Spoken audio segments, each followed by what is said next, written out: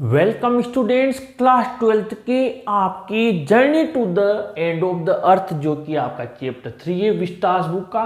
इसका हमने जो आपको बताया था कि हम कॉमन आंसर्स लेकर आएंगे और उसी से आपके ज़्यादातर क्वेश्चंस बनाएंगे। तो हमने 10 क्वेश्चंस जिसमें आपकी लॉन्ग आंसर टाइप और शॉर्ट आंसर टाइप सारे क्वेश्चंस आ गए हैं। यहाँ तक कि उससे आपके मोस्ट इंपॉर्टेंट एमसीक्यूज और very short answer type question भी बन जाएंगे। वो कंटेंट हमने आपके लिए प्रिपेयर किया है और साथ ही उस कंटेंट्स की मदद से ही हमने आपको क्वेश्चंस बताए हैं और उस लॉन्ग आंसर टाइप से कहाँ तक आपको शॉर्ट आंसर टाइप क्वेश्चन का आंसर लिखना है ये भी आपको समझाया है। तो आप लोग उस जो हमने कंटेंट बनाया है उसको नोट कीजिए और फिर वो क्वेश्चंस जो हमने बताए हैं कि यहाँ से यहाँ तक ही लगाना है आप याद कर लीजिए। यकीन मानिए बहुत ही मेहनत करके हमने 10 क्वेश्चंस का मात्र एक आंसर बनाया है और बिल्कुल शानदार तरीके से। तो आप जरूर से इसे नोट कीजिए और ये क्वेश्चंस भी आप नोट कीजिए। आगे बढ़ते हैं। तो यहाँ पर हमने जो आपके पहला क्वेश्चन लिया है वो है what is the impact of burning fossil fuels, यानी कि जीवाश्म ईंधन को जो हम जलाते हैं, जो हम पेट्रोल और डीजल ये जो चीज़ें काम में लेते हैं, इसका क्या प्रभाव पड़ता है। दूसरा question, why is the average global temperature increasing, जो वैश्विक ताप वृद्धि है वो क्यों हो रही है, यानी विश्व का इतना तापमान क्यों बढ़ रहा है। क्वेश्चन नंबर 3 है why is global warming increasing day by day, वैश्विक ताप वृद्धि यानी विश्व का तापमान दिनों दिन क्यों बढ़ रहा है। तो आपकी ये जो हमने 3 क्वेश्चंस लिए हैं, इन तीनों क्वेश्चन का आंसर आपके थॉट लेस बर्निंग से लेकर और डे बाय डे तक है, यानी कि thoughtless burning of fossil fuels has created a blanket of carbon dioxide around the world. जीवाश्म ईंधन की वजह से जो अंधाधुंध उनको जलाया जा रहा है उससे क्या हो गया कि कार्बन डाइऑक्साइड की एक बहुत बड़ी परत ऊपर जमा हो गई है। It has damage the ozone layer, इससे ओजोन परत को नुकसान हुआ है। Average global temperature is increasing day by day, और इसीलिए जो औसत ताप वृद्धि है वो दिनों दिन बढ़ती जा रही है। तो हुआ आपके जो 3 शॉर्ट आंसर टाइप क्वेश्चन है उनका एक आंसर जो हमने आपके लॉन्ग आंसर टाइप में से लिया है।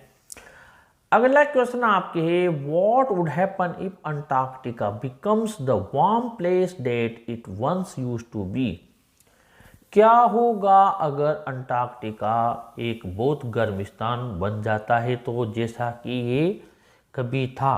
तो इसका आंसर इफ अंटार्कटिका से लेकर अंडर वाटर तक दिया हुआ है, यानी ये भी आप इस लॉन्ग आंसर टाइप क्वेश्चन में से दिया हुआ है।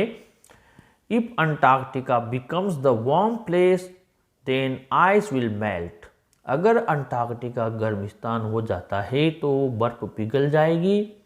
सी लेवल विल रेज, समुद्र का जो स्तर है पानी का वो बढ़ेगा, ऊपर आएगा। Many low lying regions of the earth will be submerged under water, तो जो काफ़ी जो निचले स्थान है पृथ्वी पर, जो समुद्र के बिल्कुल किनारे हैं, वो पानी में सबमर्ज्ड यानी डूब जाएंगे। अगला क्वेश्चन है what warning is issued by scientist, वैज्ञानिकों द्वारा क्या चेतावनी दी गई है। तो इसका आंसर आपको ये दिया हुआ है कि वैज्ञानिकों ने क्या चेतावनी दी गई है। इसका आंसर है scientist warn that depletion in ozone layer will affect the activities of phytoplankton, which in turn will affect the lives of all the marine animals and birds of that region and that global carbon cycle। वैज्ञानिकों ने चेतावनी दी है कि ozone परत में अगर नुकसान होता है तो इससे क्या होगा कि जो फाइटोप्लैंक्टन है वो प्रभावित होगी और इसके बदले में जो समुद्री जीव और पक्षी हैं वो भी प्रभावित होंगे और पूरा विश्व का जो कार्बन चक्र है वो भी प्रभावित होगा। आगे बढ़ते हैं।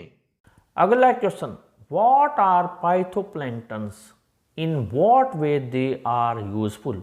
पाइथोप्लैंक्टन्स क्या होते हैं, वो किस तरीके से लाभकारी हैं, और इसी का तो है आपके दिया हुआ अगला क्वेश्चन है, how are the phytoplanktons important to our ecosystem. Phytoplankton हमारे इकोसिस्टम के लिए किस प्रकार से लाभकारी है, महत्वपूर्ण है। और इसी में एक और दिया हुआ है, how can the further depletion of ozone layer disrupt the food chain of the southern ocean. किस तरीके से अगर ओजोन परत में आगे भी डिप्लीशन हुआ, नुकसान हुआ, तो इससे हमारे जो दक्षिण महासागर है उसकी भोजन श्रृंखला किस प्रकार से नष्ट हो जाएगी, प्रभावित होगी।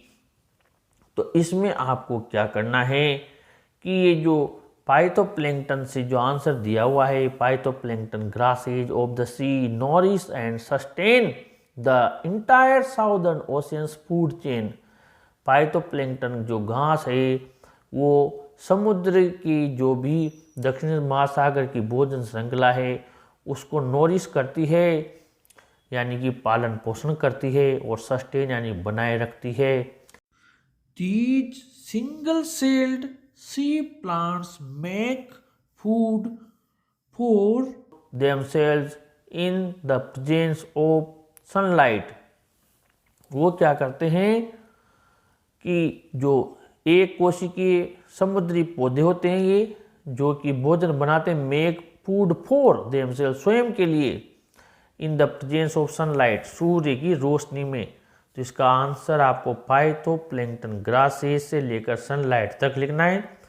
प्लस जो हमने इससे पहले जो आपका एक क्वेश्चन लिया था, ये साइंटिस्ट वॉन्ट से लेकर साइकिल वाला, ये भी इसमें ऐड कर दीजिए।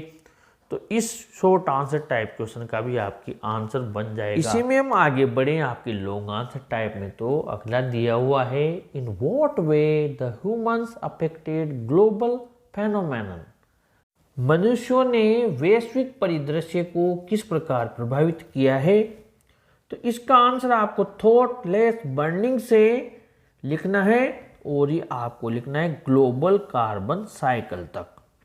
Question number 10, what are the indications for the future of humankind. मानव जाति के भविष्य के बारे में क्या संकेत हैं, और इसका भी सेम आंसर है जो क्वेश्चन नंबर 9 का है।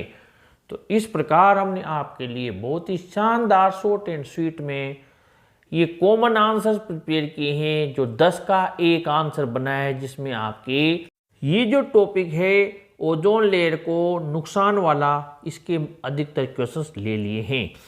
इसी तरीके के वीडियोज़ के लिए आप अपने चैनल को ज़रूर से सब्सक्राइब कीजिए, और इस वीडियो को भी ज़रूर लाइक शेयर कीजिए। Thank you.